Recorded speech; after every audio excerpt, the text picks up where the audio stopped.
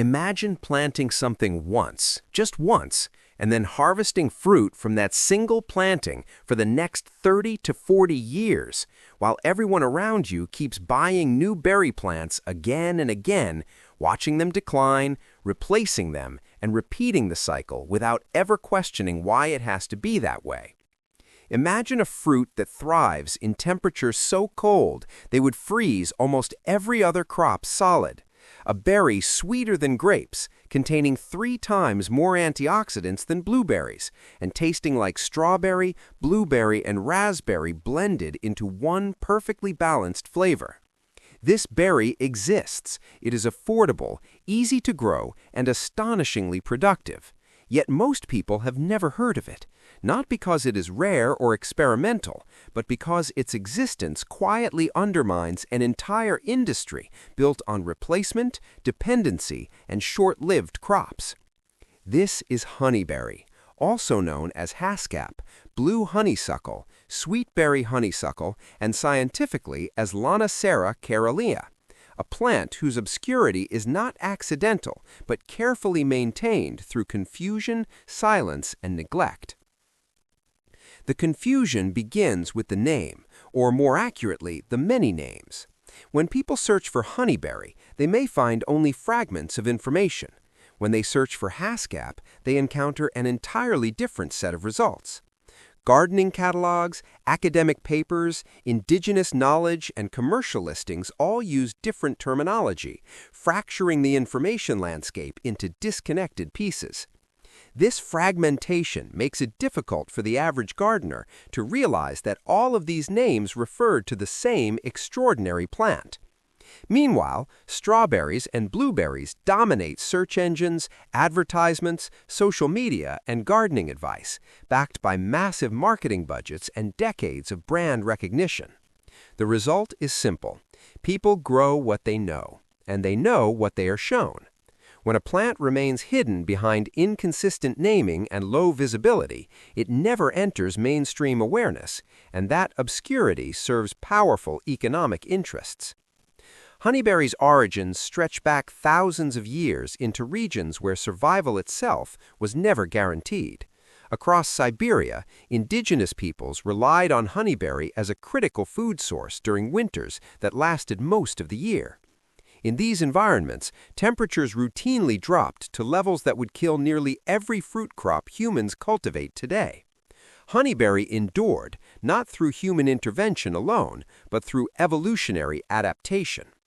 It evolved to withstand extreme cold, short growing seasons, and limited pollinator availability. Russian farmers recognized its value centuries ago and began cultivating and selecting improved plants long before Western horticulture took notice. In Japan, the Ainu people of Hokkaido refined cultivation practices that eventually led to commercial production, and today, honeyberry is considered a premium fruit in Japanese markets, commanding prices that rival or exceed blueberries. When Canadian researchers finally began studying honeyberry seriously in the late 20th century, the results confirmed everything traditional growers already knew. University breeding programs, particularly in Saskatchewan, developed varieties with improved flavor, uniform ripening, and suitability for large-scale production. Scientists published their findings openly, expecting rapid adoption by gardeners and farmers alike. What they underestimated was the resistance of an industry that had everything to lose if honeyberry became widely planted. Because honeyberry does not fit the economic model that dominates berry production, it was quietly sidelined, not banned, not criticized openly, but simply left unsupported, underpromoted, and largely invisible. The modern strawberry industry provides a perfect example of why honeyberry poses such a threat. Strawberry plants are biologically short-lived. They produce well for 2 to 3 years, whereafter yields decline sharply due to disease buildup and physiological exhaustion. By the 4th or 5th year, most strawberry plantings are no longer productive. This forces growers, both commercial and home gardeners, to replant regularly. Each replanting requires new plants, soil preparation, fertilizers, pest control products, and often chemical treatments. This cycle generates predictable, recurring revenue for nurseries, garden centers, and chemical manufacturers. The industry thrives not despite plant failure, but because of it. Honeyberry completely disrupts this system. A single honeyberry bush, once established, can produce fruit reliably for 3 to 4 decades. It does not require annual replacement, intensive chemical management, or constant intervention. From an economic perspective, this is catastrophic for industries built on repeat purchases. Every honeyberry bush planted today represents decades of lost sales in the future. Multiply that by millions of households, and the scale of the threat becomes clear. The industry's response has not been to attack honeyberry directly, but to ensure that most people never seriously consider it as an option. Nurseries depend heavily on repeat customers. When they sell strawberry plants, they know those customers will return in a few years. When they sell honeyberry bushes, they may never see that customer again for berry plants. Garden centers face similar losses, as honeyberry growers need far fewer fertilizers, pesticides, and maintenance products. Chemical companies lose even more because honeyberry has remarkably few pest and disease problems. The insects and pathogens that plague strawberries simply do not pose the same threat to a plant evolved in Siberian conditions. Without disease pressure, fungicide sales drop. Without pest infestations, insecticide sales vanish. The incentives align perfectly to keep honeyberry marginalized. Cold tolerance is another area where honeyberry challenges long-held assumptions about fruit growing. Strawberries suffer damage at relatively mild freezing temperatures, and late frosts frequently destroy flowers and entire harvests. Honeyberry, by contrast, survives temperatures as low as -40 degrees Fahrenheit. It does not merely tolerate cold, it requires it. The plant needs hundreds of chill hours to produce fruit properly, making it ideally suited to northern climates, where many other fruits struggle or fail entirely. Regions once considered unsuitable for fruit production, including Alaska, northern Canada, and parts of Scandinavia, are now producing honeyberry successfully. This opens economic opportunities for communities historically excluded from fruit agriculture, an expansion that threatens established production regions and market control. Nutritionally, honeyberry outperforms many of the fruits marketed as superfoods. Blueberries owe much of their popularity to antioxidant marketing, yet laboratory analyses consistently show that honeyberries contain roughly 3 times more antioxidants. These include anthocyanins and flavonoids associated with reduced inflammation, improved cardiovascular health, and potential cognitive benefits. Honeyberries also contain vitamin C levels that rival or exceed citrus fruits, a fact that made them invaluable to northern populations long before modern nutrition science existed. If consumers were widely aware of these facts, the premium pricing and health halo surrounding blueberries would be difficult to justify. As a result, honeyberries' nutritional advantages remain largely absent from mainstream discourse. Harvest timing adds another layer of value. Honeyberries ripen earlier than almost any other cultivated fruit, often producing ripe berries weeks before strawberries. This early harvest fills a critical gap between winter food storage and summer abundance, a period historically known as the Hungry Gap. For homesteaders and food security-minded gardeners, this timing is invaluable. Even more impressive is the plant's frost tolerance during flowering.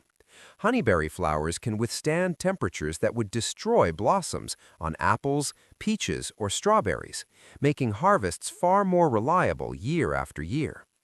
Flavor is often where skepticism dissolves. Many people expect obscure or unfamiliar fruits to taste strange or unpleasant. Honeyberry defies that expectation immediately. Its flavor is sweet, complex, and familiar, blending elements of strawberry, blueberry, and raspberry with subtle depth. The texture is similar to blueberries, with tender skin and soft flesh, making them easy to eat fresh. Children enjoy them. Fresh eating requires no added sugar, and the berries excel in processing. They freeze exceptionally well, retain flavor after thawing, and produce rich jams, juices, and wines with deep color and complexity.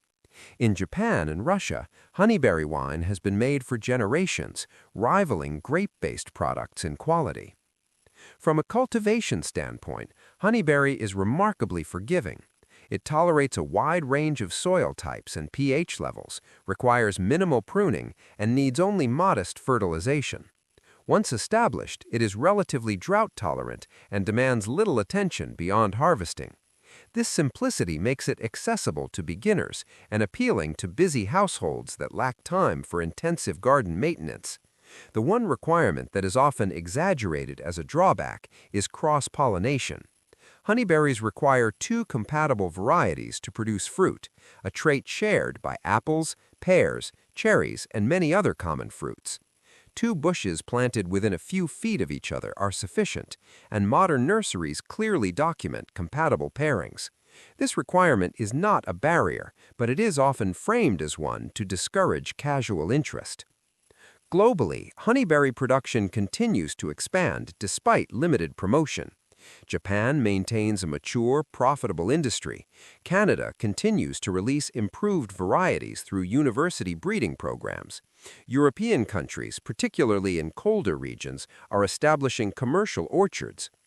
The United States remains comparatively quiet, not due to lack of suitability, but due to lack of exposure. As information spreads through independent growers, homesteaders, and international sources, this silence is becoming harder to maintain. Getting started with honeyberry is straightforward. Two compatible varieties, planted in fall or spring, spaced a few feet apart, will establish a productive planting. Light harvests begin within a couple of years, with full production following shortly after. Once mature, these bushes will produce for decades, offering an extraordinary return on a modest initial investment. The contrast with short-lived berry crops could not be sharper. For decades, consumers have been encouraged to accept replanting, replacement, and constant maintenance as normal. Strawberries die, so you buy more strawberries. That cycle has been presented as inevitable, when in reality it is simply profitable to those selling the plants and products. Honeyberry exposes that illusion. It offers longevity instead of obsolescence, resilience instead of fragility, and abundance instead of dependency. The industry did not want you to know this option existed, but now that knowledge is spreading. The choice is no longer hidden. You can continue planting crops designed to fail, or you can plant once and harvest for the next 40 years, passing living, productive plants on to the next generation.